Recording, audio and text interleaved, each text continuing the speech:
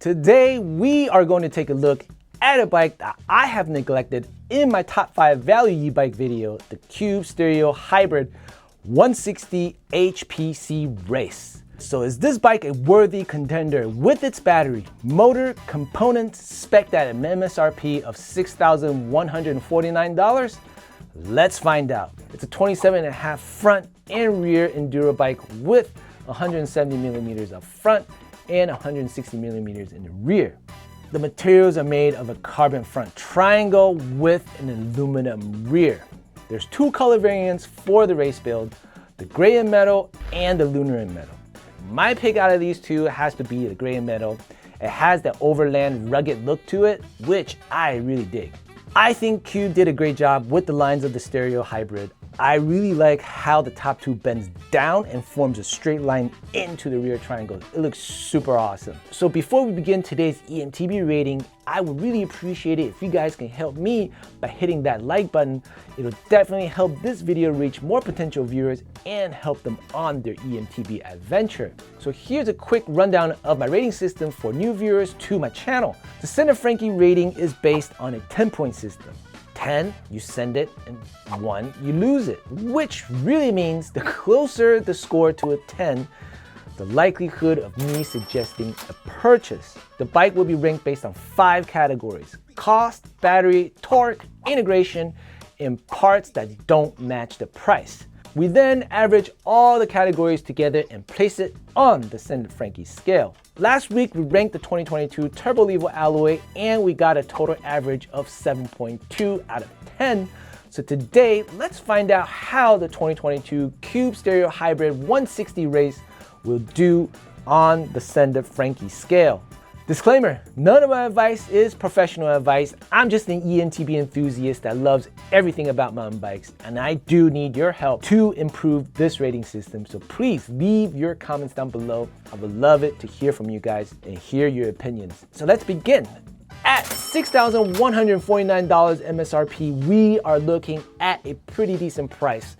It's just a tad over $6K and making it a real good competitor to some of the direct consumer brands. I will give this category an 8 out of 10. Next, we have a 625 watt-hour battery, which I believe is the new standard. My 2022 Norco range has already had a 625 watt-hour, and I really like the fact that the new standard for a lower tier spec bike is equipped with the 625 watt-hour. So I give this a solid 7 out of 10. The motor is a Bosch CX Performance at 85 Newton meters. It's likely the best motor out there.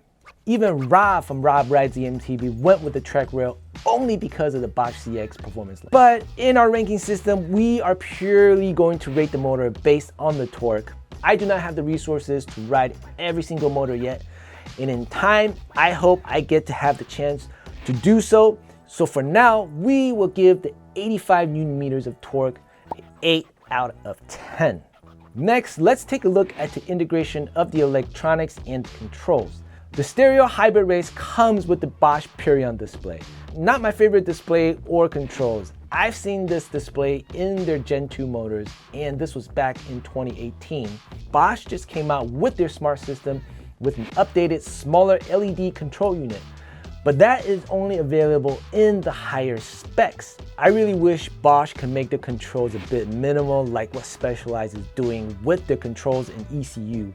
With builds that do not have the kiosk display or the new smart system, I really think they could change things up and make it a little bit more minimal instead of this bulky display control unit. So in an integration category, I give this bike a low score of 5 out of 10.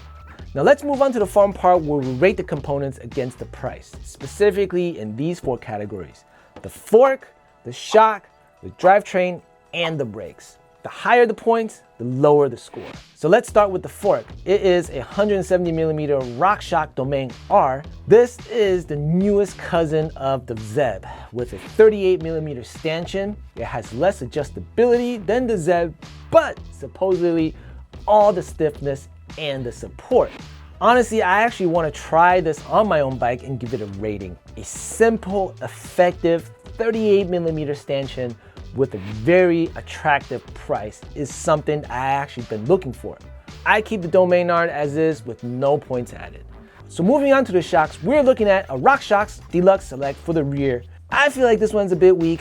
For the build of 160 millimeter bike, I would have liked to see a piggyback shock at a travel of 160 millimeter with a 38 millimeter stanchion up front. You're naturally gonna want to ride this bike down chunks. And the fact that we have a Deluxe Select for the rear just isn't going to cut it. I would have picked at least a Super Deluxe Select for the rear. So that's 1 point added to the component category. Now onto the drivetrain. The Race is equipped with an M6100 12-speed shifter and derailleur, which is the base Diore tier. Some may argue there's nothing wrong with it, don't change it, but for me, at the $6,000 mark, I would have expected a SLX combo. Now if the price was at $1,000 to $5,000 range, a base Diore would have just been perfect. So that's 2 points added to the components category. So now let's move on to the brakes. The Stereo Hybrid Race comes with the Magura MT30, a 4-piston setup which is plenty of stopping power.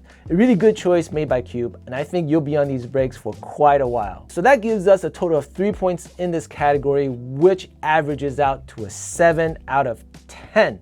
Now let's recap again on the total score for the Stereo Hybrid 160 Race. With a 6,149 MSRP, it scored a total of 8 out of 10 on the cost. A 625 watt-hour battery, it scored a total of 7 out of 10. A Bosch motor, Performance CX motor with an 85 Newton meters of torque, it scored an 8 out of 10.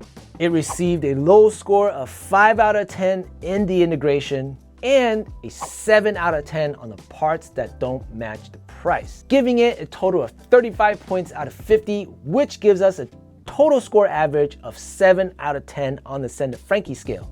It came very close to the 2022 Turbo Levo alloy. It completely lost in the integration department.